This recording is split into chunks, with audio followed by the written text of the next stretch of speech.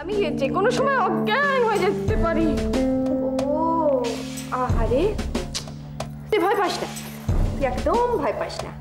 আমি অগ্নিদেবের হয়ে তোকে আইসিসিউতে পাঠিয়ে দেবো, কেমন?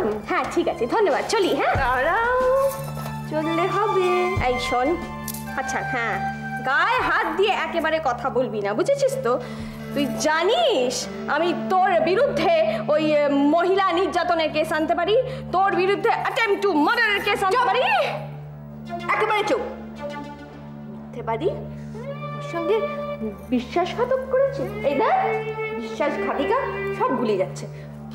শোন, তোকে তো শাস্তি পেতেই হবে রম্ভা। তুই যা করেছিস তার জন্য ইউ শুড বি পানিশড।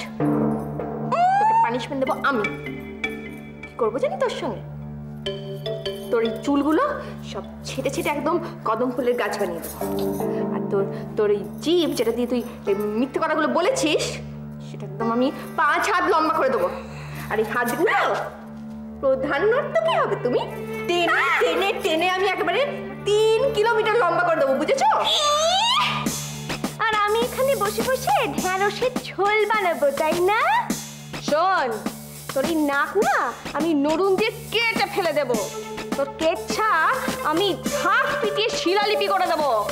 চুপ, একেবারে আমার সই নকল করে তুই প্রধান নর্তকী হতে যাচ্ছিলিস?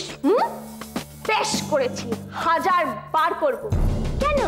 তুমি মরতে বসে কার্তিকের সঙ্গে ফুর্তি করবে আর আমি এখানে বসে বসে আলু সেদ্ধ চটকাবো, তাই না? জেনে রাখ, আমার পেছনে কিন্তু ঠেকনো আছে। তো ঠেকনো আমি একেবারে খুলে নেব। তোর পেছনের চালিকে আমি একেবারে চাল ভাজা করে দেবো। একটা কথা পরিষ্কার করে জেনে রাখ রম্ভা, স্বর্গের নর্তকী আমি ছিলাম, আছি, থাকবো। হতে দেব না।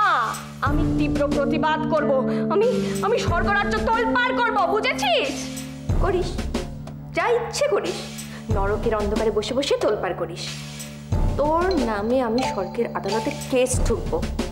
চাল সই করার জন্য তোকে আমি 1 কোটি বছর নরকে পাঠাবো, বুঝেছিস? ভিসা পাসপোর্ট ছাড়া মরতে পালানোর জন্য আমি তোকে 2 কোটি বছর পাতালে প্রবেশ করাবো, জানিস? তোর নামে লিখিত অভিযোগ আনবো। তাই? Very good. তো যা ইচ্ছে তুই করতে পারিস, তুই আমার কিচ্ছু করতে পারবি না। কেন? কেন? কারণ আমি যে দেবরাজ মহাদেবের বৌমা।